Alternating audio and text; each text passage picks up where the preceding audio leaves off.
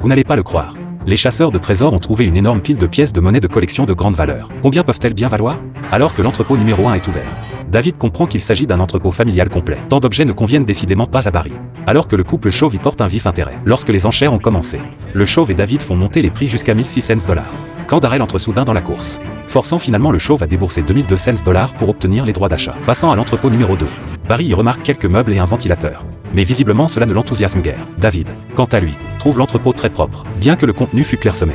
Il y a vu une valeur que les autres n'avaient pas remarquée. Lors des enchères, quand le prix atteint 400 $, Barry commence à surenchérir intentionnellement. Ce n'est qu'après avoir fait monter les enchères à 700 $ qu'un sourire malicieux apparaît sur son visage. Finalement, David obtient les droits d'achat pour 750 $.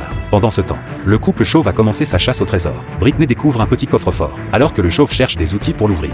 Il tombe sur un coffre-fort encore plus grand dans un coin, ce qui le rend fou de joie. À l'entrepôt numéro 3, Darrell est satisfait après l'inspection. Le couple chauve remarque une valise étrange et commence à discuter de son budget. Lors des enchères, Britney et David font rapidement grimper les offres à 2000 $. Quand Darrell propose 2100 $, Britney abandonne, faute de suffisamment d'argent sur elle. Finalement, Darrell paie 2500 $ pour obtenir les droits d'achat. Pendant ce temps, David a commencé sa chasse au trésor. Divers meubles et équipements réseau pourraient valoir 1330 $. Il a ensuite découvert une petite boîte en céramique que David soupçonnait d'avoir une certaine valeur. Pendant ce temps, Darrell était également à la recherche de trésors. Le canapé, les chaises et le lit double valant à eux seuls 2500 $. Ayant déjà atteint le seuil de rentabilité, Darrell était ravi. Il a ensuite trouvé un coffre vintage. Mais en l'ouvrant, il ne découvre qu'un tas de vêtements. Heureusement, la malle en elle-même peut valoir 300 $. Il déniche ensuite un très élégant coffret à cigares, orné d'un motif particulier.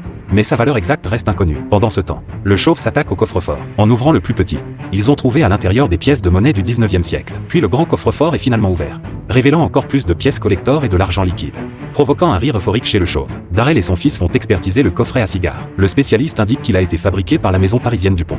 Un article de luxe à part entière, valant désormais au moins 1500 $. Au final, l'entrepôt de Darrell est vendu pour 5100 $, soit un bénéfice de 2200 $ après déduction des coûts. Pendant ce temps, David a fait évaluer sa porcelaine.